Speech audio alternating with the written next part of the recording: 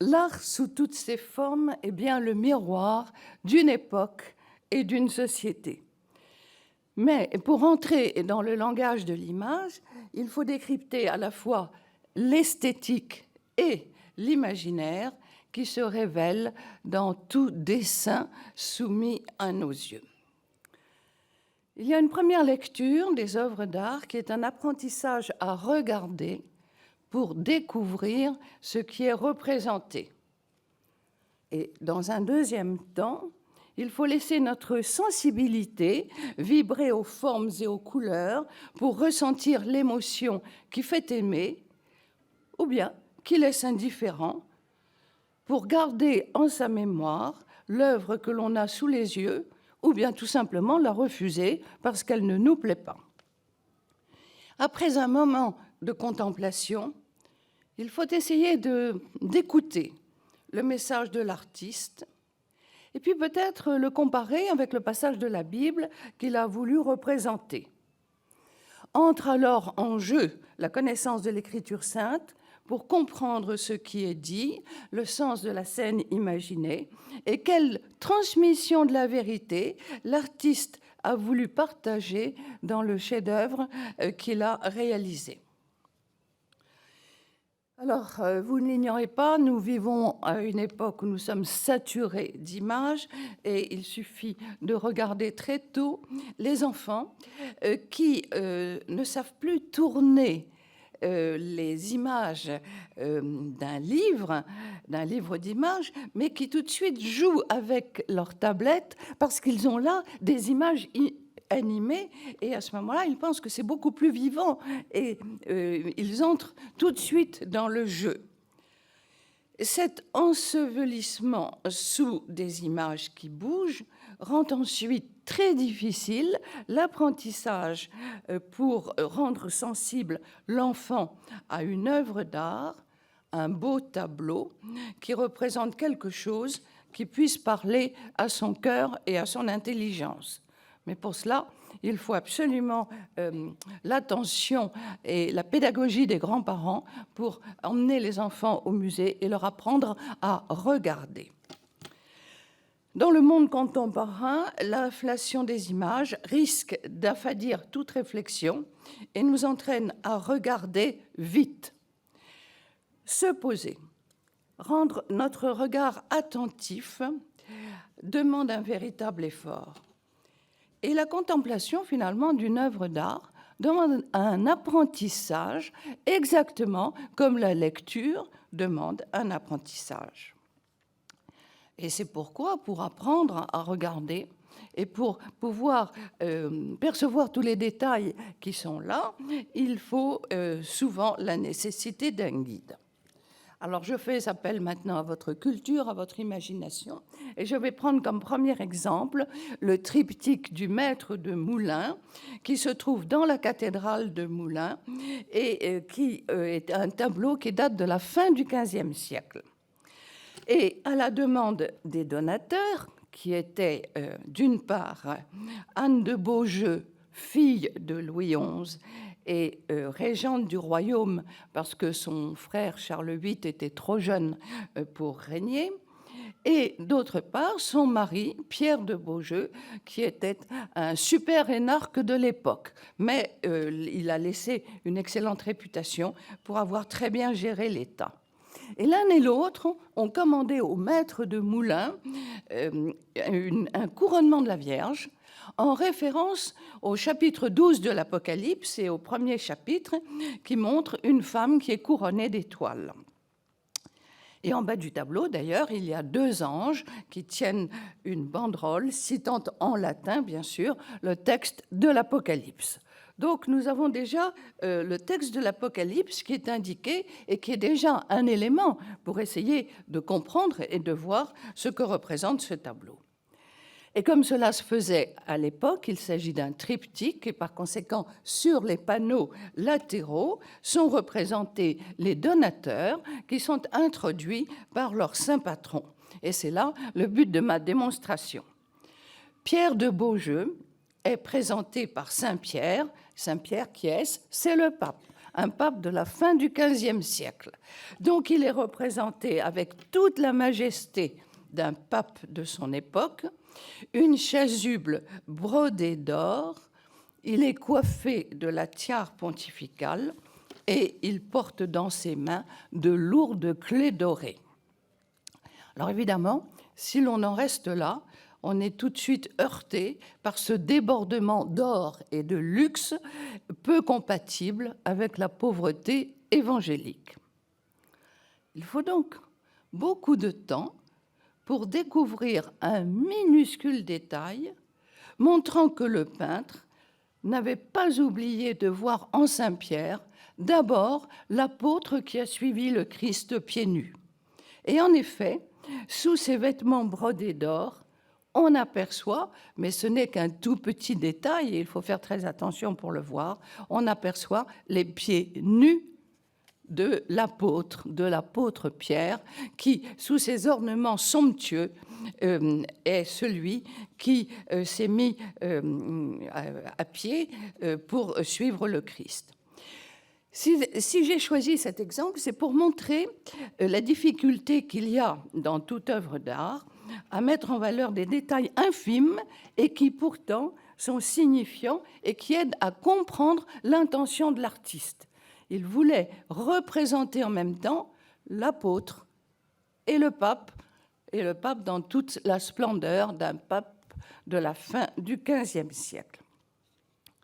Il y a une deuxième difficulté qui est tout à fait inhérente à notre époque actuelle et qui est de comprendre la scène qui est représentée. Et nous touchons là un problème de civilisation d'une extrême gravité. Guillaume Cuchet, qui est un historien, vient de publier un livre dont on parle beaucoup et qui est intitulé « Comment notre monde a cessé d'être chrétien ». Il montre comment, à partir du moment où les enfants en général, et je parle aussi bien des villes que des campagnes, ont cessé d'aller au catéchisme, la culture religieuse s'est effacée et il situe cet événement à partir de 1965 en raison à la fois de l'exode rural, de la désertification des campagnes, mais aussi, dit-il, et c'est lui qui l'affirme, en raison de l'influence du Concile de Vatican II, qui, à ses yeux, aurait supprimé toute contrainte pour faire appel à une adhésion intérieure à la foi. Et sa démonstration est la suivante. Il dit « Autrefois, les 3 années qui préparaient à ce que l'on appelait la communion solennelle, qui était l'occasion de réjouissances familiales. » Alors, il regarde cela avec l'œil d'un sociologue, mais il est exact que les familles se réjouissaient pour ce moment qui marquait en fait l'entrée dans l'adolescence. Il y a longtemps eu un film de Ken Loach qui montrait comment un pauvre Irlandais avait volé pour pouvoir avoir assez d'argent pour acheter la belle robe blanche de sa fille qui allait faire donc sa communion solennelle. Eh bien, il disait que les enfants et les familles étaient très attentifs à suivre le catéchisme pour aboutir à cette cérémonie, cette grande cérémonie de la communion solennelle. Si bien que les enfants, pendant 3 ans, avaient reçu un minimum de connaissances religieuses qui leur permettait d'identifier une nativité, ou bien d'identifier les personnages de l'Évangile, par exemple Pilate qui se lavait les mains. Ils avaient l'habitude d'aller au catéchisme, de suivre les chemins de croix le vendredi saint.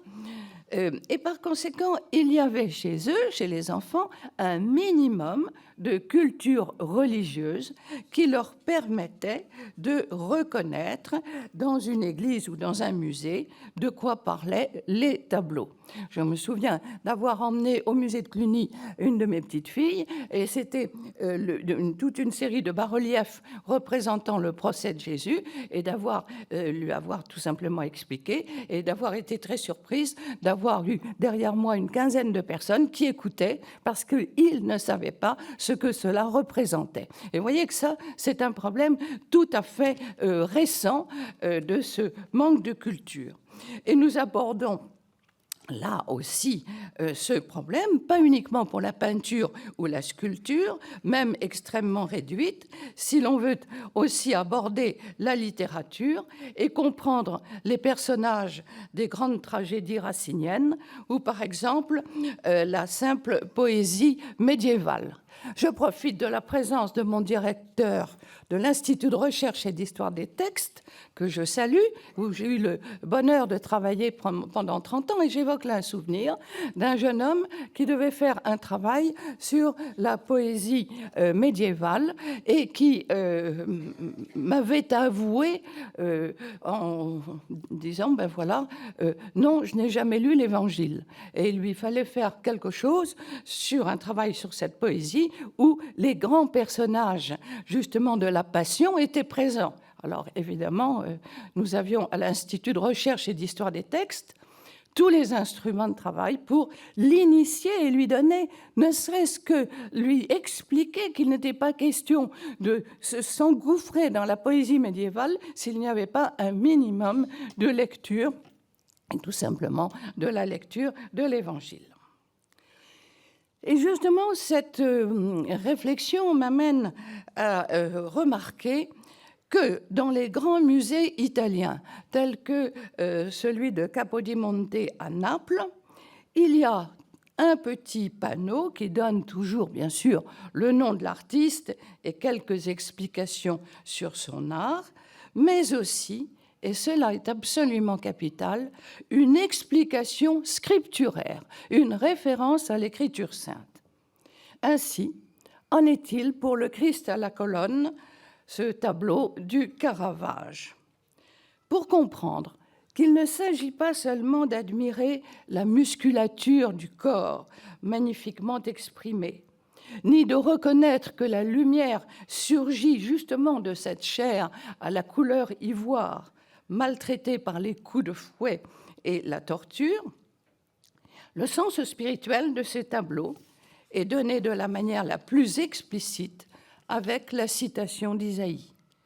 Or, c'étaient nos souffrances qu'il portait et nos péchés dont il était chargé, et nous l'estimions frappé et puni par Dieu et humilié, dans le livre d'Isaïe, au chapitre 53, au verset 4. Ainsi, les visiteurs sont tout de suite mis en relation avec le sens spirituel de cette œuvre. Il ne s'agit pas seulement de décrire et d'expliquer la peinture en elle-même, il s'agit de rendre le visiteur partie prenante d'un dialogue entre lui-même et l'œuvre qui est représentée. Il s'agit donc d'impliquer le lecteur dans un dialogue qui peut devenir extrêmement fécond, mais qui, bien sûr, suppose une condition, celle de reconnaître et d'identifier l'homme Jésus qui accomplit sous nos yeux sa mission de rédempteur, racheter l'homme de ses péchés en acceptant de recevoir les coups de fouet que nous lançons sur son corps. Alors, pour tenter de répondre à la question qui fait l'objet de ce jeudi théologie, l'art peut-il aider à la foi, en absence d'images figuratives et qui seraient évidemment fort utiles? Je vais donc poser aussi la question que se passe-t-il dans le cas justement de la peinture non figurative, où vous me direz qu'à ce moment-là, notre imagination est tout à fait libre d'interpréter comme on l'entend. Est-ce que c'est plus facile d'analyser une œuvre abstraite, et je pense aux vitraux de Manessier dans l'église du Saint-Sépulcre à Abbeville. Peut-on dire que c'est très facile de faire l'économie de toute culture religieuse et dire simplement « cette œuvre parle à ma sensibilité directement, j'éprouve une émotion devant ces bleus, ces jaunes, ces rouges extraordinaires ». Et est-ce que cela suffit? Mais nous savons bien que si nous avons un minimum d'éclairage sur l'intention de l'artiste, ce qu'il a voulu dire, ce qu'il a voulu transmettre, alors il ne s'agit plus seulement d'une émotion, mais d'une rencontre avec quelqu'un qui a quelque chose à me dire. Et on passera donc de la sensibilité pure et simple à la communion, à travers la couleur, la forme des morceaux de verre, et là se découvre un véritable langage sous une autre expression, mais qui est un langage quand même qui a quelque chose à transmettre. C'est sa manière, son talent, son charisme de transmettre la relation à l'invisible. Écoutons un autre artiste tel que Kandinsky. Que réalise l'artiste qui compose un tableau? C'est Kandinsky lui-même qui nous répond, et il explique qu'il se sent guidé par une force qu'il appelle la nécessité intérieure. En ordonnant les objets de sa composition en fonction de leur forme et de leur couleur, il mélange abstrait et concret, et il joue sur ce qui est visible et ce qui est caché, les deux en même temps. Le caché désignerait-il les sentiments, l'émotion, la part de son âme? Sa composition devient le fruit d'un travail spirituel qu'il s'efforce de faire partager. Et ce qui est en jeu, c'est la quête du sens. L'artiste est en cela un créateur à proprement parler. Son œuvre est un monde en face duquel est requis un effort d'élucidation, de compréhension et de communion. Et si je reprends donc la problématique de ce jeudi théologie, encore une fois, avec le grand regret de ne pas pouvoir présenter d'image, l'art peut-il aider à la foi? Il est évident qu'il faut entendre aussi le contexte historique qui entoure la naissance des œuvres d'art. Par exemple, pourquoi les premiers siècles du christianisme mettent-ils si bien en valeur la croix glorieuse? Par exemple, dans les premiers siècles, sur les croix de l'Antiquité tardive, aucun personnage, mais au contraire une abondance de pierres précieuses et de symboles. De même, sur les fonds des baptistères en mosaïque, comme le baptistère néonien à Ravenne, s'épanouissent de magnifiques feuilles d'acanthe, ou bien, accompagnant le cortège des saints, des palmiers aux branches chargées de dattes. Tout simplement parce que le baptisé est semblable à une plante dont les racines se nourrissent de la sève de la croix du Christ, qui est un arbre vivant. Et bien entendu, à force de symboles, les premiers artistes chrétiens ont vu dans l'eau qui coulait du côté du Christ cette sève qui va faire qu'ensuite on représentera l'arbre en vert pour bien dire que c'est un arbre vivant, un arbre plein de sève et un arbre qui donne la vie partout où il est planté. La croix n'est pas un arbre mort, c'est un arbre vivant, et chaque chrétien se voit arrosé par l'eau qui coule du côté du Christ et qui lui donne la vie pour que celui-ci s'épanouisse comme une belle plante et donne beaucoup de fruits. Et donc vous voyez qu'il y a accumulation de symboles qui s'enrichissent les uns et les autres. Derrière ces images-là, la théologie du baptême et de la rédemption est sous-jacente et elle s'adresse à un public qui est capable de comprendre, parce que l'enseignement de l'Église à cette époque-là enseignait et explicitait toutes ces représentations.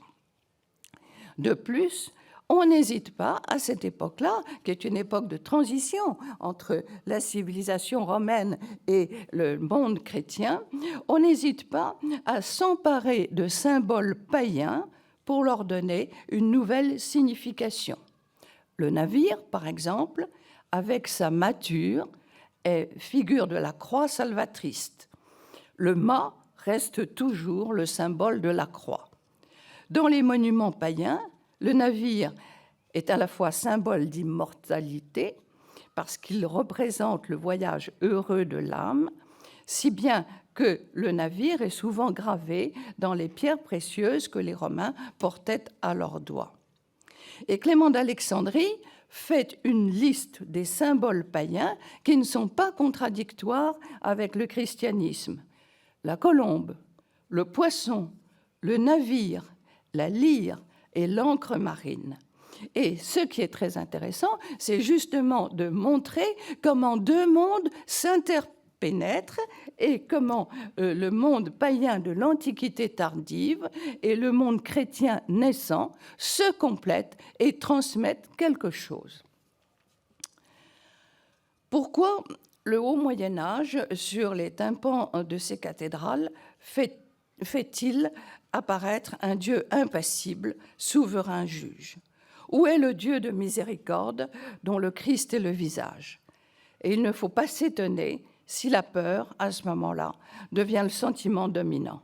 Pourquoi est-ce que la fin du Moyen-Âge exalte la croix douloureuse et la passion?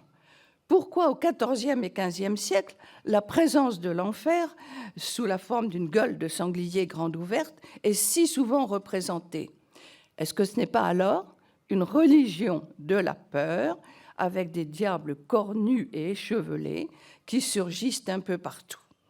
Alors, il faut se souvenir effectivement des contextes dramatiques de ces époques, que ce soit la peste noire, que ce soit la guerre, que ce soit les famines, qui engendrent une nouvelle représentation, une nouvelle iconographie. Et les personnages humains sont représentés, par exemple, dans la cathédrale d'Orvieto, comme des corps douloureux condamnés à l'enfer, ou des corps qui vont sans doute peut-être aller vers le jugement, mais toujours est-il que la question se pose, où est le message pascal de la résurrection? Et c'est la raison pour laquelle on voit comment l'histoire amène des réductions du message chrétien et à quel point il est difficile de se fier à la seule image pour évoquer alors quelque chose. Par conséquent, il faut bien se rendre compte que le contexte historique joue énormément et que chaque société secrète la réalité dans laquelle elle vit et ce qu'elle transmet. Alors, comment l'art peut-il aider à ennoblir la visibilité du monde par l'écoute de l'invisible quand on crée des images liées au rôle fécond de l'imagination? Eh bien, il faut que l'artiste puisse guetter l'instant volatile sous l'influence imprévisible de la lumière pour saisir le moment où l'apparent et l'invisible s'entremêlent dans la même image. Ainsi, pour répondre à la question posée, l'art n'est pas un livre d'images qui suppléerait à une connaissance de l'écriture sainte pour comprendre toutes les scènes religieuses qui sont le sujet de tant d'œuvres d'art. L'émotion ressentie devant telle représentation n'est en effet qu'une étincelle de lumière, un moment privilégié pendant lequel l'invisible et le visible se mêlent. Mais s'il n'y a pas de support dépassant l'émotion, ce n'est qu'un feu de paille. D'où l'urgence de la formation à l'histoire de l'art pour aider à regarder, identifier, comprendre les images des tableaux, les formes des sculptures, les lignes des architectures, et surtout, l'histoire de l'art est inséparable de l'histoire tout court pour montrer de quelle société les images sont le reflet. car les images vont au-delà du sens visible. Elles expriment une part de vérité qui doit à tout moment nous rappeler tous les talents que Dieu a déposés dans l'homme qui a été créé à son image et à sa ressemblance. Et c'est pourquoi, à travers la contemplation d'un tableau, il y a une vérité qui tente d'exprimer le secret de la nature humaine, à chacun de lui apporter sa propre lecture, et c'est là notre liberté. Je vous remercie.